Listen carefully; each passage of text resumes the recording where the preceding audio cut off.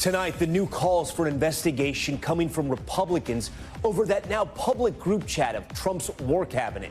The secret text revealed laying out specific targets and timing for airstrikes. President Trump, weighing in late today, will show you what he said.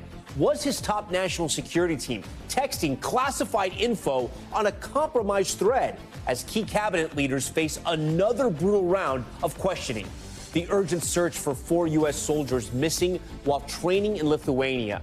New details on the last time they were seen. The new auto tariffs just announced by President Trump.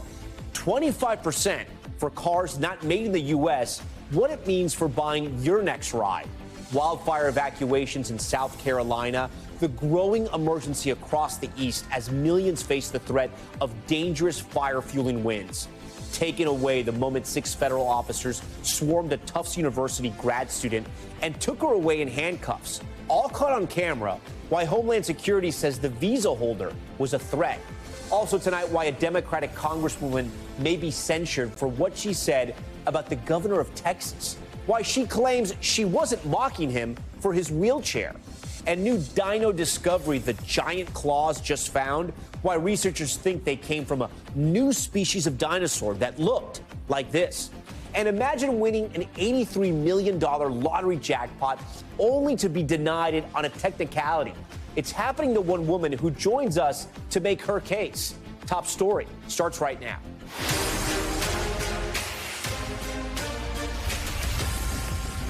And good evening. The big question tonight, what is and isn't classified information?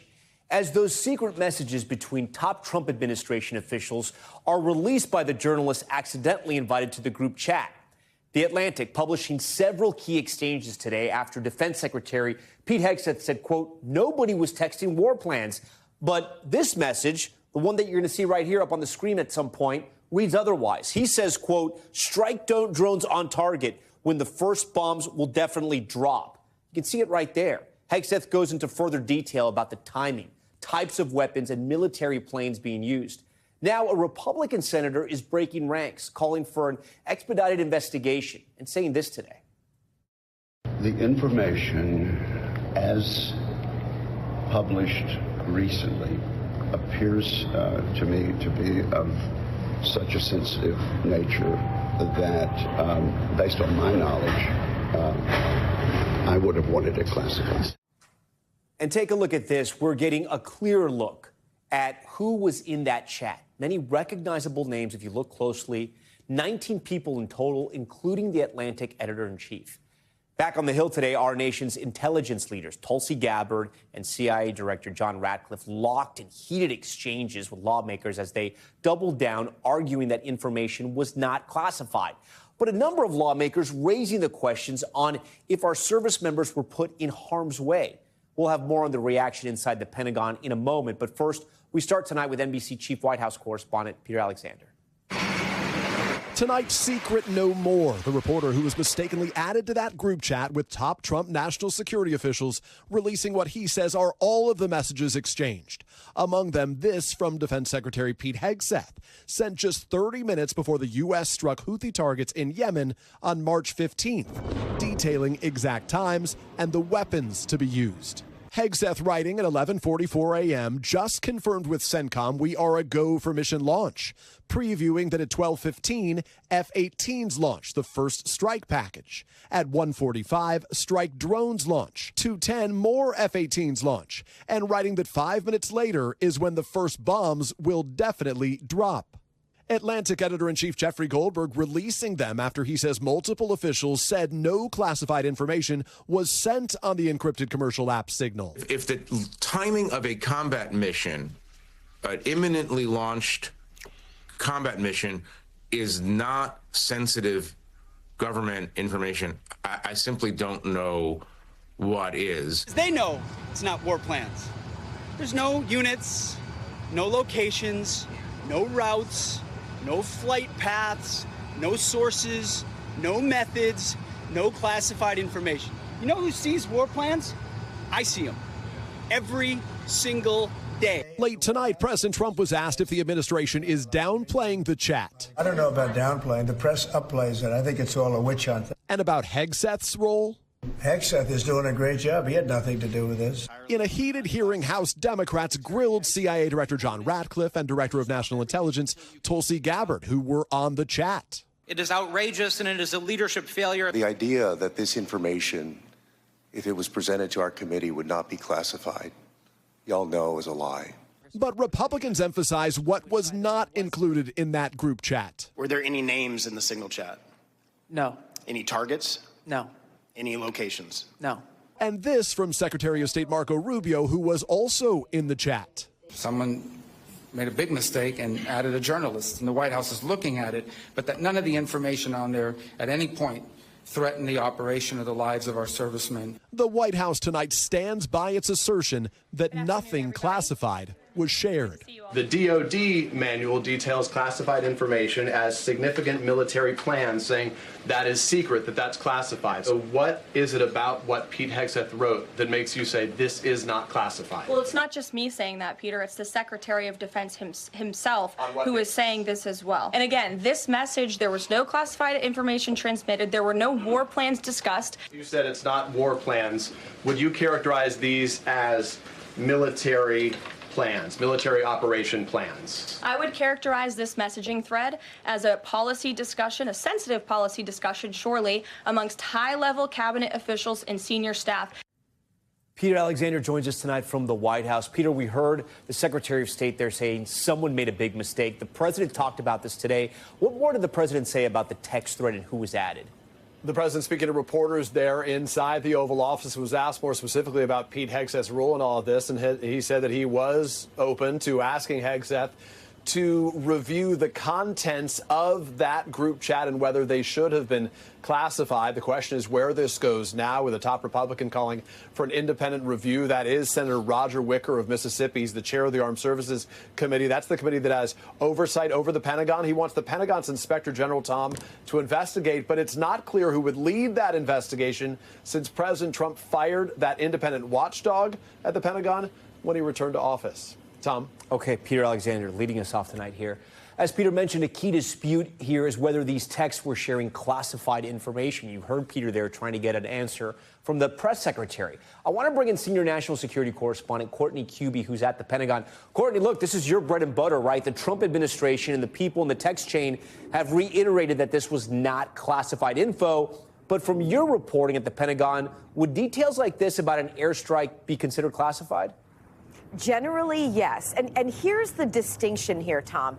There are very specific policy guidelines that lay out whether information is classified or not and the level at which it's classified. Now, according to DoD policy guidance, which was just recently updated in 2025, it specifically says that information, military plans, or intelligence operations would be classified as secret. Now, it could actually be higher, a more restrictive level of classification if there's cyber operations, if there's other components to this, if human intelligence or human sources were involved, it could actually be classified at a higher level than secret. But at a minimum, information like was exchanged in this text would be considered at a classified level. Now, there's one more distinction here, Tom, and that is individual pieces of information about an upcoming operation or a mission by themselves may not necessarily be classified. For instance, when the secretary says the operation is a go or the weather is good, okay, that in and of itself may be okay. But then when he starts talking about the exact time that fighter jets are taking off, the exact time bombs will start dropping and landing in Yemen, the aggregate of that information then will become classified in every case I have ever seen. All right, Courtney Kube at the Pentagon first. Courtney, we appreciate that. We want to head overseas now to Lithuania, where 4 U.S. Army soldiers went missing during a training exercise. The soldiers were at a training area near the border with Belarus. You see right here. Authorities say they had been training there with Lithuanian armed forces and law enforcement. A search and recovery effort is now underway. NBC's Danielle Hamnagin joins us now from London. So, Danielle, the Army is reporting that the vehicles these soldiers were operating was discovered. What more do we know about what happened to the people involved? Yeah, Tom, the details are still coming in, and we don't know a whole lot, but it is confirmed that it was an M88 Hercules armored recovery vehicle, and officials say it was discovered submerged in a body of water in a training area. That vehicle, by the way, is used for battlefield rescue and recovery missions. As you say, the search for the soldiers continues, working closely with Lithuanian forces, and they've posted on social media, and I quote, "At the moment, there is no evidence of information confirming the death of the troops." Now, the U.S. Corps commander saying in a statement, "It's this kind of teamwork and support that exemplifies the importance of our partnership and our humanity, regardless of what flags we wear on our shoulders." The Army says they were conducting scheduled tactical training when they went missing on Tuesday. It's certainly not unusual for the U.S. military to conduct training missions there. Lithuania, after all, is a NATO country. And Tom, the soldiers were all from the 1st Brigade, 3rd Infantry Division, which is based in Fort Stewart, Georgia. Tom. Okay, we get some information that they find those service members. Danielle, we thank you for your reporting. Back here at home, again, though, at the White House, President Trump announcing a 25% tariff on all cars coming into the country, saying he expects automakers to relocate to the U.S. and build new sites or expand existing operations. Here's what he had to say earlier. But if you build your car in the United States, there is no tariff. And what that means is a lot of foreign car companies, a lot of companies are going to be in great shape because they've already built their plant. But others will come into our country and build, and they're already looking for sites. For more on this, NBC's senior business correspondent Christine Romans joins me now. So, Christine, I mean, and we've learned this from you in your reporting, cars are made sort of in parts all over the world. Does the car have to be made soup to nuts here in the U.S., or is it just if a door is manufactured here? I mean, look, he really wants to, and he's been consistent on this. He wants to see cars made in the U.S. He wants the high value-added components to be made in the U.S. He doesn't want this just to be a place where you assemble all the stuff and call it American-made car. He wants a made-in-America car industry. He really harkens back almost 30 years. And he's someone who, over decades, has disdained foreign cars on U.S. roads when he thinks that the United States does have so many barriers when it tries to export. So the big question is what cars will be affected? 7.4 million cars were imported last year that would meet this definition. So you're talking about millions of cars with a 25% extra cost on them, essentially. You do the math for us. Is it 25% more? Will it be? Well, there will be some brands who have said that they will think about eating some of it. There was BMW has a luxury line that it imports here that it will eat the cost, at least in the near term. There are other automakers who have told me they're going to try to figure out to work with their suppliers where they can scrimp and save and absorb some of the cost. But their margins all along the supply chain are so thin. There's not a lot of places to go other than what the MSRP is on the sticker in the dealer's lot. Put on your personal finance hat for a second. Should people, if they're in buy cars now? I would say yes. Okay. I would say you've got 60 days of supply on dealer. And I don't mean to jump your gun, but I know exactly what you're going to ask me. That's what we want. The 60-day supply on those dealer lots, they were made for a certain price. The cars that will be coming in later will be a higher price car. Also, don't forget steel and aluminum tariffs.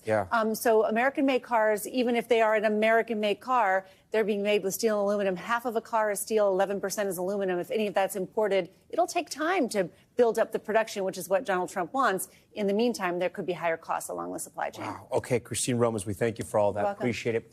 Next tonight, millions are under fire threats tonight from Maryland to Georgia. Fire crews in the Carolinas, as we've been showing you all week, working around the clock to contain the flames as wildfires there force new evacuations, impacting residents still recovering from Hurricane Helene. Marissa Parra reports tonight from South Carolina. A towering inferno teetering dangerously close to homes in this Florida neighborhood. This is a growing ring of fire forces Carolinians to flee the flames. In Polk County, North Carolina, 3 wildfires burning nearly 7,000 acres of land. I'm hoping that it doesn't jump and we get it over there and burns up our property. Multiple fires in the Carolinas sparked by a combination of warm temperatures and strong winds. The region still healing after Hurricane Helene just months ago. In Greenville, South Carolina, crews have been working around the clock, doing whatever they can to contain the blaze. The Table Rock fire burning nearly 2,500 acres. Wendy Clark leaving last night with whatever she could carry. It feels like back-to-back natural disasters. Never in my 52 years did I think that I would be running from my home from a fire. The fallen trees left over from Helene further feeding the flames. I mean, it's just like a tinderbox, just ready. All right, Marissa Parra joins us tonight from Marietta, South Carolina. So, Marissa, what's the latest on the conditions there? We can kind of see foggy, smoky conditions where you are right now. They're going to help, hurt the fire, and the weather ahead.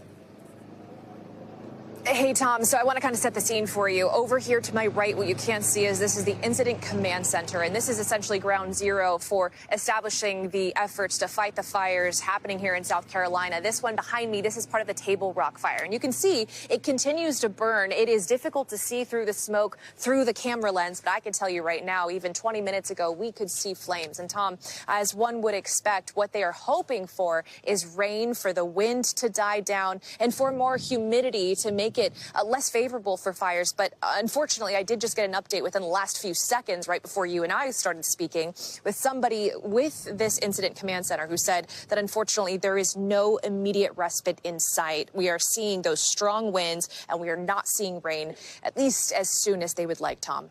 Okay, Marissa Parr for us in the fire zone. Marissa, we thank you for that. Up next, the arrest caught on camera, the graduate student surrounded by federal officers, taken away in handcuffs. What Homeland Security is accusing her of doing.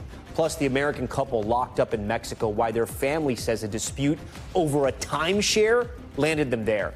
And the woman being denied an $83 million lottery jackpot because of how she bought the ticket. She joins Top Story. You're not going to believe her story.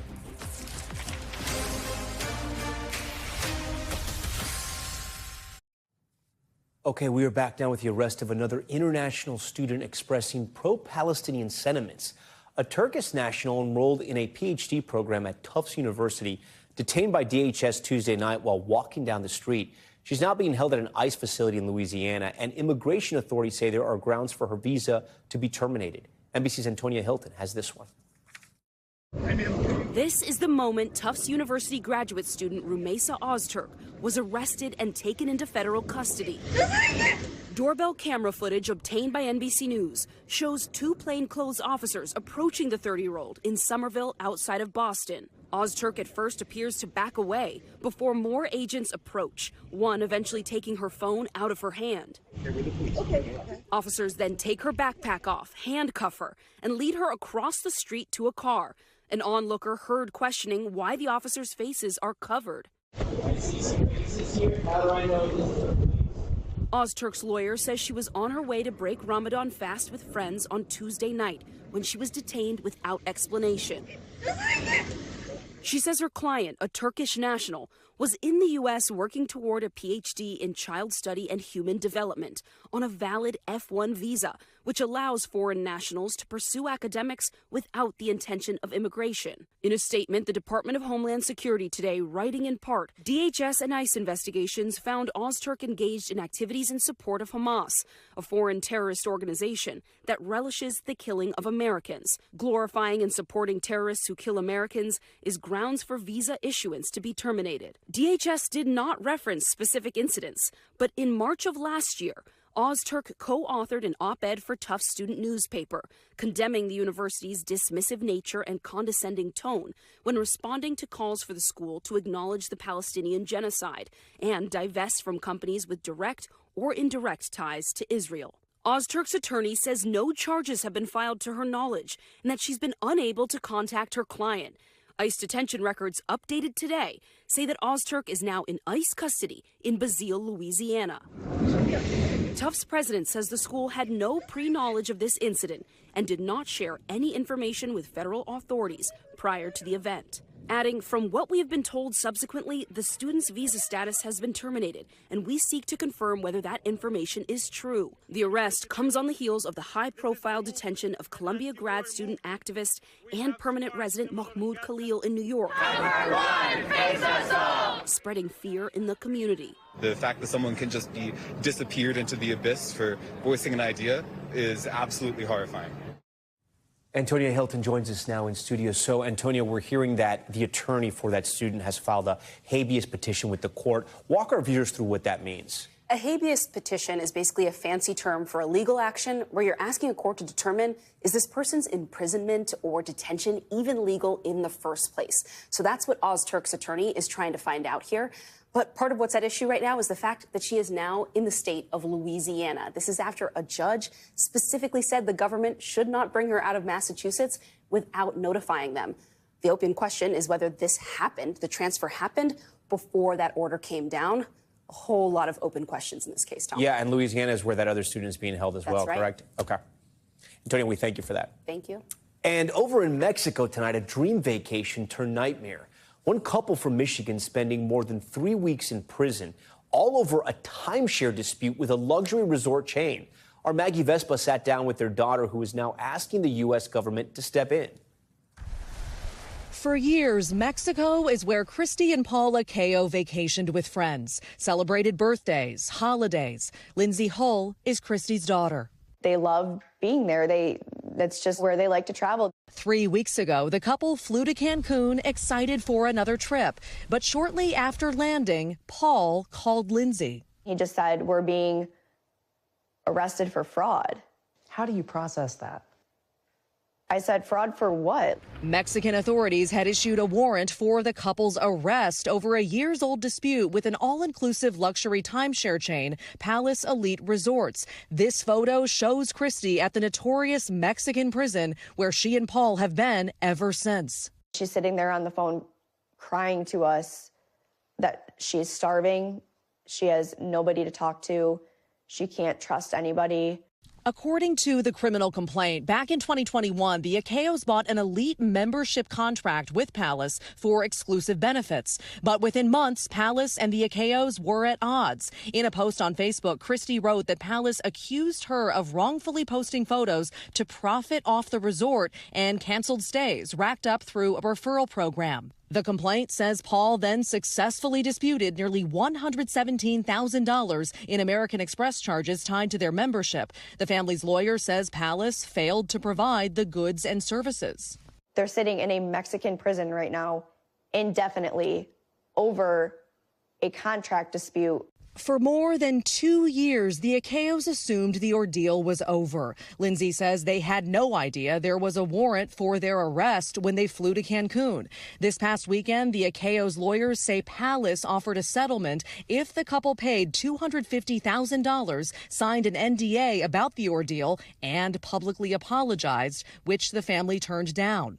Palace Resorts declined NBC News' request for an interview. The company's lawyer saying in a statement their complaint was filed in accordance with Mexican laws, writing the conduct of the Akaos appears to be criminal, and pointing to Christie's Facebook post instructing others how to report similar charges to the detriment of the palace. Lindsay says she's been in touch with the State Department, which tells NBC News they are aware of the case. We need help. We need help from our politicians. We need help from our government.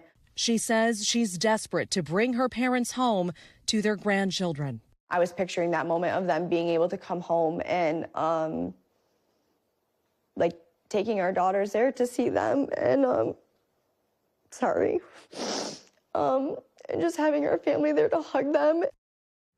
All right, with that, Maggie Vespa joins us tonight from Lansing, Michigan. So, Maggie, we know you have some new reporting regarding a settlement offer from the company. What can you tell us? Yeah, Tom, this is first on Top Story. Just in the last few hours, NBC News has confirmed that the Palace Resort attorneys have effectively reiterated that settlement offer, again, telling the family they can pay the $250,000, they can sign that NDA and post that apology, the apparent caveat to the NDA, and this will all go away. The family, again, declining, telling us in their words they see this as extortion. In the meantime, you heard the daughter, Lindsay Hull, in that piece saying that they're in prison indefinitely. The only timeline they've had, Tom, was their last Mexican court appearance in which the judge said that the company had 6 months to gather evidence in their case. And it seemed, according to the kids, that all signs point to their parents staying in that Mexican prison that entire time, unless something major changes. All right, Maggie Vespa, this is a messy one. We thank you for that. We're back in just a moment with the Congresswoman facing censure over what she called the Texas governor. She's speaking out now, saying she wasn't making fun of his wheelchair. Plus, the major discovery why researchers believe these bones are from a brand new species of dinosaur. We'll show you what it looked like. Stay with us.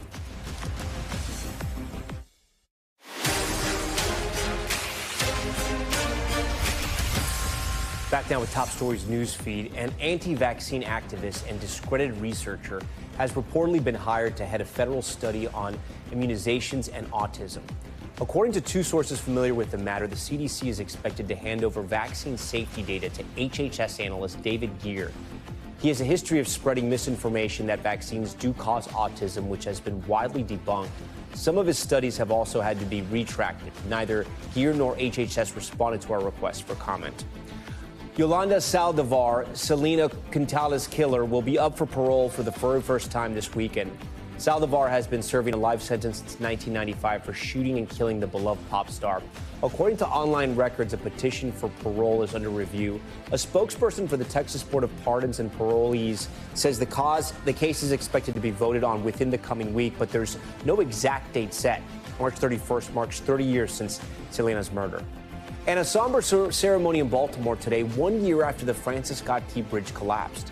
Maryland state leaders gathering with family members of the victims to honor the 6 construction workers killed last year when the Dolly cargo ship crashed into the bridge. Officials also announced a replacement bridge should be finished by 2028. It's expected to be Maryland's first cable-stayed bridge. Okay, and the first trailer for the movie Rust has been released. The trailer dropping more than 3 years after the film's cinematographer was accidentally shot and killed by Alec Baldwin on set. The film is set to be released in theaters and video on demand on May 2nd. Baldwin was acquitted on manslaughter charges for that shooting. However, the film's armorer was convicted and remains in prison. Okay, turning now to the Americas, as Homeland Security Secretary Kristi Noem touched down in El Salvador today for a tour of the notorious high-security mega prison holding Venezuelans deported by the U.S. The visit comes as an appeals court upholds a block on deportation flights, a legal blow for the Trump administration's immigration crackdown. Here's senior White House correspondent Kelly O'Donnell. Tonight, the Homeland Security Secretary beyond the border. Kristi Noem under heavy guard in El Salvador, there to see firsthand the prison holding alleged Venezuelan gang members recently deported from the U.S. Do not come to our country illegally. The president touting the deportations. You see the ones we're taking out, Trendy, Aragua, the toughest of all gangs. But late today, a new legal setback. An appeals court backed up the federal judge who had ordered deportation flights halted temporarily to review whether the administration can legally remove migrants without due process under the Alien Enemies Act. The government says 137 Venezuelans accused of being in the gang Trendy Aragua were deported. However, a lawyer for 31-year-old Andre Hernandez says he was wrongly swept up based only on his tattoos. He is, in fact, a makeup artist and absolutely no association ever with any type of gang. Kelly O'Donnell joins us tonight. Kelly, we've covered these prisons a lot here on Top Story. Activists have said that the administration is sending these people to prisons there in El Salvador, known for human rights abuses. What more do we know about the conditions there? Well, it's known as a mega prison where inmates are packed sometimes 50 to 60 in one cell, and they're not allowed any opportunity to go outside. So there have been a lot of questions raised about that. El Salvador's president has, of course, worked on this prison as a means to try to send a message about being tough on criminals. Part of the secretary's visit included trying to make arrangements with the president to look at ways to have more deportees from the United States transferred there. Certainly some human rights advocates have been very concerned about those inmates being in conditions that are known to be especially harsh. Tom? Kelly O'Donnell for us at the White House. Kelly, thank you. We want to stay in Washington because the U.S. Supreme Court upheld Biden-era regulations today on ghost guns, which allow people to build homemade firearms that can't be traced. They can be built through kits or 3D printers, like the one police say was found in the backpack of accused United Healthcare CEO shooter Luigi Mangione. The 7-2 decision by the court allows the federal government to continue subjecting those ghost gun kits to the same rules as traditional guns, which requires licenses, background checks, and serial numbers on individual parts. For more on all this, I want to bring in NBC News senior legal correspondent Laura Jarrett. So, Laura, some viewers at home may be thinking the Supreme Court has a conservative majority. They've ruled a lot of times in favor of gun owners. Why is this different? I think because this one was not squarely about the Second Amendment. This was not about an individual's right to bear arms. It was really much more focused on what can the federal government do when it's regulating these kits. Are these kits more like a firearm, or is it something short of that? And because the court found that it was actually more like a firearm, more like an explosive projectile, that's why they decided that they can be regulated. So I don't think we should read any sort of tea leaves to say, oh, now the court's going to be much more open to gun regulations. Right. And these are real guns. I mean, as we've seen, they can kill people. Yeah. So these regulations, they've been in place since 2022. Does anything change now? No. So it's going to be status quo as normal. And I think we sort of saw the court tip its hat when it decided not to block the regulation back then and allowed it to go through all this time. We sort of saw where this was headed then. Do we have any reason to believe the Trump administration would want to reverse this? No. And I think it would be a really uphill battle for them to do that, Tom. They'd actually have to pass a new rule to try to upend what they've done here. And now that the court has spoken, it's going to be much harder. All right, Laura Jarrett for us here on Top Story. Laura, thank you. In Power and Politics, a Texas congresswoman is on the defensive tonight after disparaging comments she made about Texas's Governor Greg Abbott, who uses a wheelchair. Representative Jasmine Crockett calling him Governor Hot Wheels, sparking a fierce backlash from Republicans. NBC News Chief Capitol Hill correspondent Ryan Nobles has her defiant response. Tonight, Texas Congresswoman Jasmine Crockett attempting damage control over comments she made about Texas Governor Greg Abbott. Y'all know we got Governor Hot Wheels down there. Come on now. In a social media firestorm, Crockett accused of mocking Abbott's use of a wheelchair during a speech at a human rights campaign event.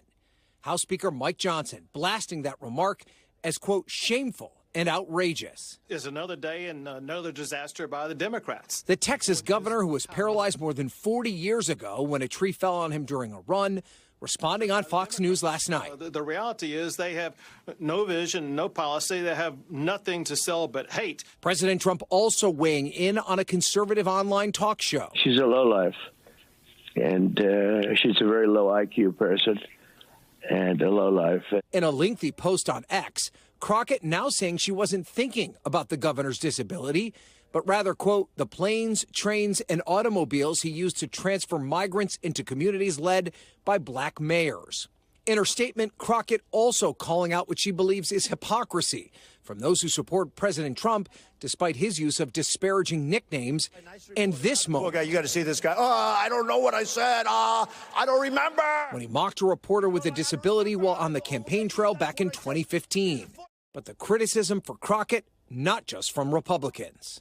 Former Obama advisor Van Jones saying he's not sold on her explanation. You have to be very careful when you're talking about people with disabilities. And I don't think she was careful. And I don't know her enough to say she's not being honest. I'm going to tell you, it sounded bad. It's not the first time Crockett's been involved in a public dispute with a Republican official. Last May, she got into a tense personal exchange with Georgia Congresswoman Marjorie Taylor Greene during a House committee hearing. I think your fake eyelashes are messing up. No, ain't nothing. Hold on. Listen, if someone on this committee then starts talking about somebody's bleach blonde, bad built butch body, that would not be engaging in personalities, correct? What now? The liberal firebrand now finding herself in the middle of controversy once again. And with that, Ryan Nobles joins us tonight from Capitol Hill. So, Ryan, I understand one of Crockett's fellow House members is now making an official motion against her for these comments? Yeah, that's right, Tom. Congressman Randy Weber, who hails from Texas, which is, of course, where Governor Greg Abbott is from, has filed a resolution to censure Crockett. Now, at this point, it's not clear whether or not that will actually come to the floor, I should say, for a full vote. But Weber does have the option of making it a privileged resolution, which would force the entire House to vote on it. At this stage, the Speaker of the House has not weighed in specifically on the censure motion, but he has been critical of the way that Crockett handled herself and the comments that she made about Greg Abbott. Tom. Okay, Ryan Nobles for us. Ryan, thank you. We're going to head overseas once again, this time for Top Story's Global Watch, check of what else is happening around the world. We start with 3 people who survived a mid-air plane crash in France that was caught on camera. Social media video showing these 2 French Air Force jets colliding while rehearsing a stunt in northeastern France. 3 people inside the jet were able to eject before the crash and parachute to safety. The cause is still under investigation. Brazil's former president Jair Bolsonaro will stand trial for an alleged attempted coup. The 5 members of Brazil's Supreme Court voting unanimously for the trial to go forward. Bolsonaro is accused of trying to plan and launch a coup following his 2022 election loss. The 70-year-old faces years in prison if convicted. He's called the court's decision, quote, political persecution. And a new species of dinosaur has been discovered by paleontologists in Mongolia. According to a new study published in the journal iScience, claws, you see them here, belonging to the dinosaur were unearthed in the Gobi Desert. The new species has 2-foot-long clawed fingers on each hand instead of 3. Researchers say it stood about 10 feet tall, might have looked like this, weighed roughly 570 pounds, and were herbivores. All right. Coming up, the battle over an $83 million lottery jackpot. Wait till you hear this story. A woman who says she's been denied her prize on a technicality joins top story. Why she says the money is hers. Plus, the new book from a member of the NBC News family, Vicky Nguyen, opening up about the amazing story of how her family came to America. Stay with us. We are back now with a strange but very interesting story. It's a controversy over an $83 million jackpot. The winner may never see the mega payout. Here's why. A Texas woman bought the winning ticket in February on the app Jackpot. It's a lottery courier service that allows users to buy lottery tickets online for a service fee. But the Texas Lottery Commission decided the app is illegal after the woman's win. They're refusing to hand over the millions until an investigation into her winning and others is complete. That winner and her lawyer, Randy Howry, join us now. We do want to mention that the winner wants to remain anonymous. That's why they look the way they do on the screen. We're distorting her face as well as her voice. But I do want to start with you, Miss Anonymous, if you will. Just to be clear here, you bought the ticket on the app when this was all legal. You win the jackpot. And now they're telling you, wait, hold on, we can't give you the money just yet. So I do want to start, first off, why did you use the app, and how does the app exactly work for people who aren't aware of how they work? The app is just generally something that you can download on your phone. There's other platforms as well, but I used Jackpot. You are able to purchase either quick picks or you can pick your own numbers. You can play scratch-offs. And it's a convenient and I consider safer avenue of playing these things rather than going to your local gas station or wherever else you might purchase tickets. You can do so many things online now, even apparently buy lottery tickets. So talk to me about the moment when your numbers hit and you find out. I didn't find out until the next morning when I was at work, and I saw the email. It said big winner, and I thought, okay, I won a little bit of money, no big deal. And then I clicked on it, and it said 83.5 million, and I had to stare at it for a little while and for it to kind of sink in. And then it was just happy tears, excitement. I've always thought about this moment. I love playing the lottery. I will admit that. I mean, did you feel like you were going to have a heart attack? I mean, what is that feeling like? It got real shaky. My coworker was telling me, you need to sit down. You need to sit down. Just pure happiness. And then I got to ask you, what happened when either they called you or your lawyer called you and said they're not going to give you the money? I was surprised because at the time, everything was okay. You could use these courier services to purchase the tickets. Everything that Jackpot does is on the up and up. They had all the proper licenses and whatnot, according to reports. And I just feel like I've been caught up in now this political tornado of controversy that I don't think I need to be involved in. I mean, it's taking a toll for sure. I can't imagine it is. It's also costing you money. Randy, pick up the story from there. You're representing her. Why isn't she getting her money? So that's the question we have posed. Why isn't she getting her money? For the last 6 years, the Texas Lottery Commission has allowed these apps to be used and have paid off hundreds of millions of dollars for those who've won using an app to purchase their ticket. What we're being told right now is that although they've done this Texas Lottery Commission has done its investigation, has identified that this is the winning ticket, that she's the holder of the winning ticket, they say, we're not going to pay you. We're not going to pay you now. We don't know when we're going to pay you. We're waiting on the completion of at least one investigation that's been ordered by Governor Abbott and potentially another investigation that's been ordered by the Attorney General. And we're being told when those investigations are complete, we'll let you know if we're going to pay you. You have any reason to believe, any reason to doubt that they are going to eventually pay your client? I have a lot of reason. This is the first time we've been told that they've ever refused to pay a lottery ticket that's been purchased on the app. And we know that there is a great deal of interest in the use of these apps. That's what the politicians are talking about.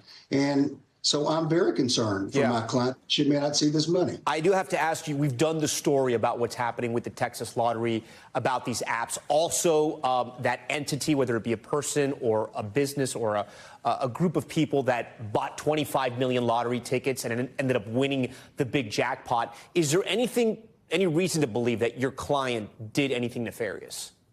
Nothing at all. Absolutely nothing. She spent $20 the night of this lottery. She played by all the rules. Now it's time for her to be paid. Does she play? And I can ask you, Ms. Anonymous, do you use the app a lot? Was it the first time you used it? No, this was not the first time. I have used it in the past. I've won money off of scratch-offs, and, it's never been a problem collecting that. I do want to ask you before we go, if you do get your money, you get more than $80 million. What are you going to do? What's the first thing you're going to buy? For me, it's not about material things. There's some special things that I want to do in memory of my late husband, and looking into a animal sanctuary for animals. So purchasing some land and taking care of the fur things. Miss Anonymous, if you did everything by the book and you deserve the money, I hope you get that money. Randy Howry, we appreciate you coming on Top Story. We'd love to talk to you guys again as this story develops. Thank you. Yeah. Thank you. We're also following an interesting story out of Utah tonight. A major victory for kid influencers.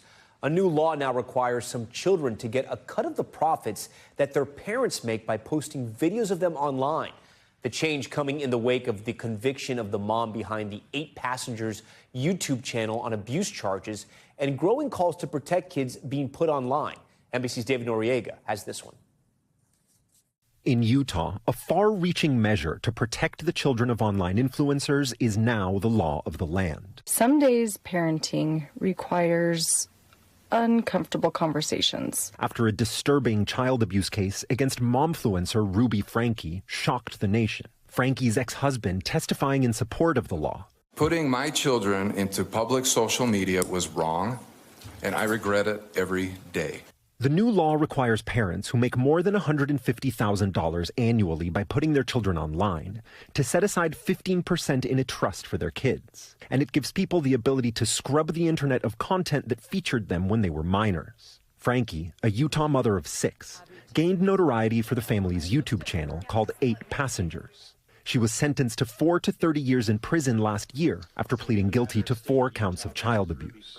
In her plea agreement, Franke admitted to forcing one child to stay outside in direct sunlight for several days, resulting in serious sunburns with blistered skin. She threatened him with suffocation and drowning. And to prevent him from running away, she handcuffed his wrists and ankles so tightly that they cut through the skin and damaged the tissue. The horrific abuse detected only when that child escaped to a neighbor's house, bloody duct tape around his ankles. Franke's channel depicted her large family as joyful and tight-knit.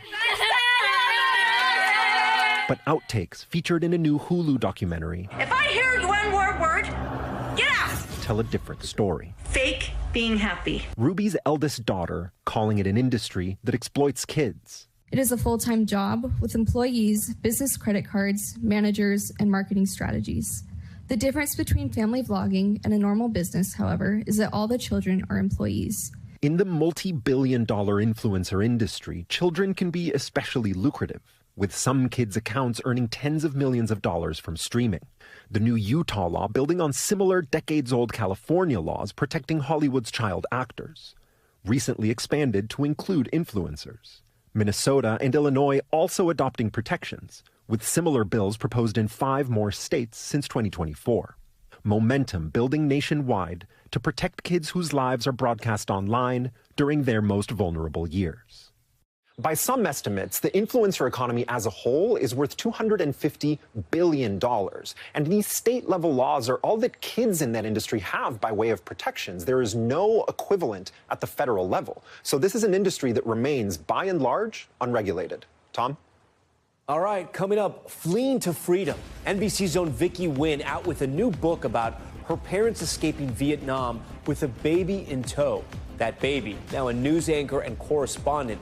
How she says that journey shaped her own life and why she wants to share that story with the world. That's next. Finally tonight, an unbelievable story about the experience of one family who fled communist Vietnam in the 1970s, whose daughter would go on to become a network correspondent and anchor. Our very own Vicky Nguyen is out with a new memoir called Boat Baby that follows her experience as a Vietnam refugee growing up in America. I sat down with Vicky to talk more about her family story and how it made her the person she is today. In 1975, Saigon falls and the scramble is on to get out. For the Nguyen family living in South Vietnam, there's no escaping the war. My dad recalled to me joining the war effort. My dad's older brother, Hong, went missing in action. 3 years later, refusing to live under communism, Huy Nguyen and his wife, Linh Do, know they need to flee to the U.S. But now they have a baby, and the journey to freedom will not be guaranteed. That baby, our very own Vicky Nguyen. Do you ever think back on your parents when you were just a baby, leaving their country, crossing an ocean? So to have an 8-month-old baby and think, we are going to wrap our baby in a towel, we are going to smuggle ourselves out through a jungle and hope that we can get onto a fishing boat and cross an ocean to safety, to a refugee camp. I feel like you only make that decision if you are desperate and hopeful. It means that you can't survive where you are and that you are willing to risk it all in the hopes that you will realize a dream and that you have a daughter worth making that risk for. That trip, the new life the Nguyen's found in America, and how a refugee toddler grew up to be a network correspondent and anchor is the basis for Vicky's new memoir, Boat Baby. I look back and I think about all of the things my parents survived, all of the things they went through, and their attitude was always never complain, never explain, focus on what you can control, keep moving forward, and a lot of that rubbed off on me. The Nguyens would eventually become citizens, Vicky growing up in America in the 1980s. But early on, the family learned that life in the U.S. would not be a fairy tale. My Uncle Tam was at a party and gathering, got into an argument with someone, and was stabbed to death. And that devastated my mother especially. The Nguyens would carry on in their new country, Vicky's dad eventually starting a furniture business. Her prom date would become her husband, and she would build a lasting career in news, but with obstacles. People would, drive by and be like, hey, it's Connie Chung. I mean, look, I took it as a compliment, but I also knew what they meant. They meant, we know one Asian American reporter, her name is Connie Chung, you're Asian, we're gonna call you her. There are worse insults, but it indicated to me that representation matters and that there's still a long way to go. Despite it all, she calls herself a proud American, an immigrant who is living the American dream. I don't think my parents ever imagined I would go from boat baby to network correspondent and anchor in one generation. But my success is their success. There is no me doing all of these things without them, the support that they give me every day to this day with raising my daughters. Can you believe this is your story? That little girl learned how to walk on a beach in a refugee camp. We were there for 10 months in Malaysia.